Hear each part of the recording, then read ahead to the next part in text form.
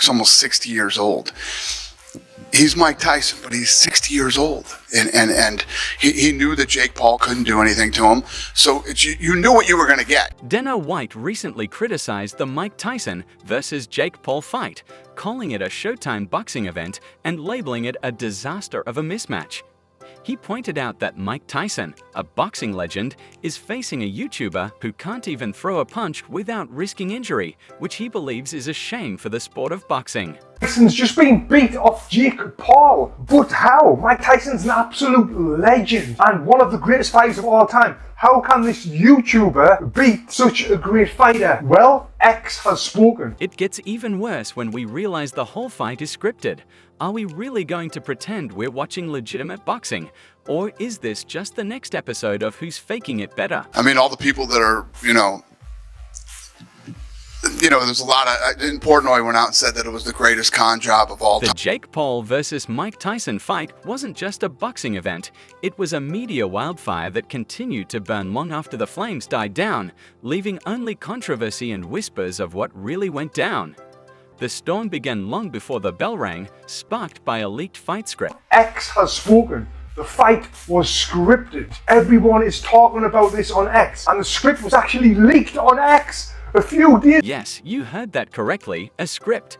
A document leaked just a day before the fight on X, detailing every moment of the match. And not just vague predictions, but a full breakdown of punches, moves, and even a supposed knockout by Tyson in the 5th round. Are we really watching fights like they're soap operas now? Rings, Tyson is showing flashes of his old form, which actually happened. As soon as the bell went, Mike Tyson came out with that head movement pushing forward. Immediately he stalks forward with his signature bob and weave style. Tyson's opening move, a classic bob and weave, mirrored the script's description, while Jake Paul's footwork closely matched the document's predictions.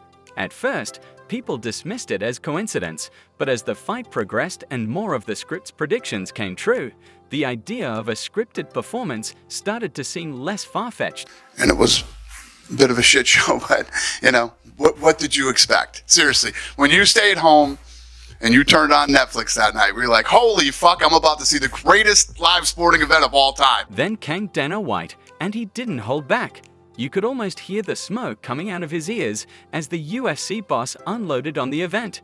He didn't mince words, calling it not a fight, but a circus act, an insult to real athletes, and a slap in the face to boxing itself. So if you can keep fighting fucking 50-something-year-olds, you don't think Tyson has a chance? Making a living at it. I think that Mike Tyson has a puncher's chance against anybody. Mike's 58 years old. You know what I mean? Right. I hate doing this because Mike gets mad at me every time I do. But wait, it gets even more interesting. White's frustration wasn't just about what happened in the ring, it was about a much larger issue.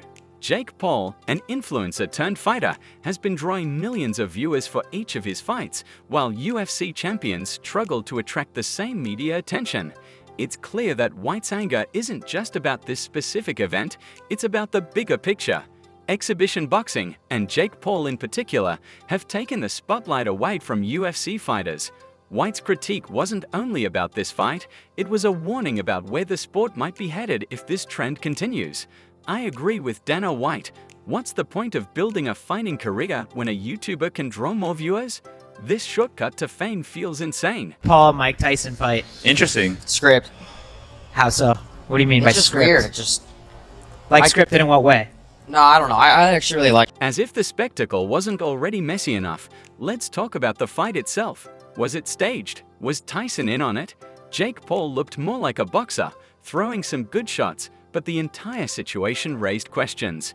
The peculiar behavior of the referees, who seemed overly involved in every exchange, combined with the lack of urgency from either fighter to end the bout decisively, created a perfect storm of controversy.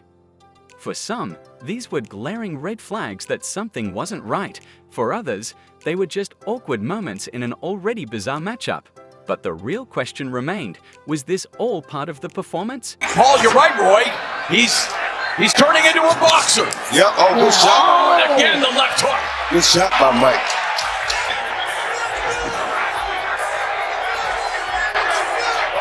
Don't measure. Referee Mark Malloy warning Paul. White's words pierced through the noise, clearly stating that he saw this not as a fight, but as theater. In doing so, he highlighted a broader issue, the increasing trend of valuing viral moments over the integrity of sports. Whether or not you agree with him, one thing is certain: White's passionate critique has added another layer of drama to an already contentious event. I mean, all the people that are, there's a lot of, in Portnoy went out and said that it was the greatest con job of all time. I mean, if you didn't think that that's the way the fight, I don't know what people expect. The script's portrayal of round one closely mirrored what actually transpired in the ring. Tyson entered with his signature bob and weave style, charging forward and forcing Jake to stay on the move. Meanwhile, Paul, younger and more agile, used his footwork to keep his distance, landing a few light jabs to gain control.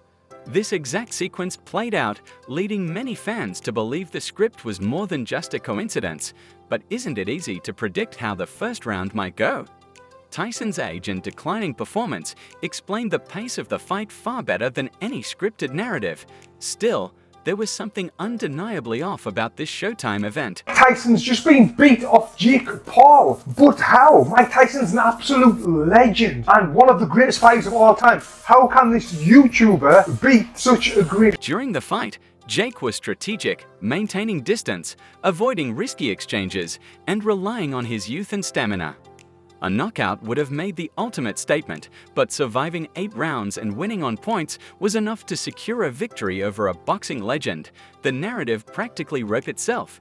Jake Paul, the underdog influencer, defeats the great Mike Tyson. And, this is what Mike Tyson, when Mike Tyson shows up, everybody makes money, Jake Paul is, I don't have to tell you guys, you guys know, Mike Tyson is the A++++ side of that thing. As always, Dana White didn't hold back in his criticism of Paul. A longtime opponent of influencer boxing, White has called it a spectacle that undermines the authenticity of combat sports. He's accused Paul of cherry-picking opponents and relying more on showmanship than true athletic skill. He's doing it. What do I think of the Mike Tyson fight? Yes. Tyson's 58 years old. You know what I mean? Jake fought a guy who was his age and was also considered a boxer, and he lost. White, this fight was just another example of how boxing has strayed from its roots. Paul's rise, driven by social media fame and controversy, has been a thorn in White's side for years, and the Tyson fight only fueled his disdain. It gave White another reason to dismiss Paul as a fraudulent fighter. The real elephant in the room, however, was money.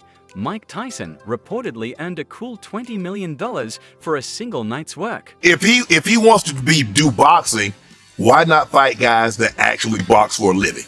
100%. Fight guys that box for a living and guys that are your age. How about that? He says he wants to fight Canelo. This is where things get tricky. Olympic medalist Tony Jeffries quickly pointed out that Tyson doesn't really need the money.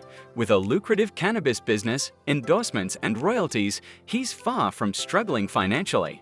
This makes the idea that Tyson intentionally threw the fight hard to believe for many analysts. Why risk tarnishing your legacy for money you don't need? Do you think Mike Tyson would lose a fight to earn some more money? He's already getting $20 million for the fight. Does he want to do this for another $5 million or 20 million? Or how much more money would he need to get paid to actually lose the fight? And what about Jake Paul?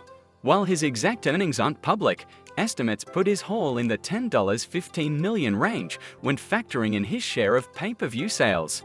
Not bad for someone who started by filming pranks on YouTube. However, for Paul, money is only part of the equation. The real payoff was the boost to his brand. Beating Mike Tyson practically writes its own headline, regardless of the fact that Tyson is nearly 3 decades older. The optics are what matter, and let's be honest, Jake is a master at crafting a narrative that keeps people talking and paying. Jake needs these guys. Jake needs Tyson and needs all these other people because everybody's going to tune in to hope that Mike Tyson knocks him out. Right. They're not tuning in because they think Jake Paul's a great fighter and they want to see him compete. So, was it all about the money for Tyson? Probably not entirely. For Jake, absolutely. But beyond the dollars and cents, the real question is whether the entertainment value of the fight justified all the controversy. The answer depends on who you ask. Purists would call it a disgrace to the sport, a cash grab disguised as competition.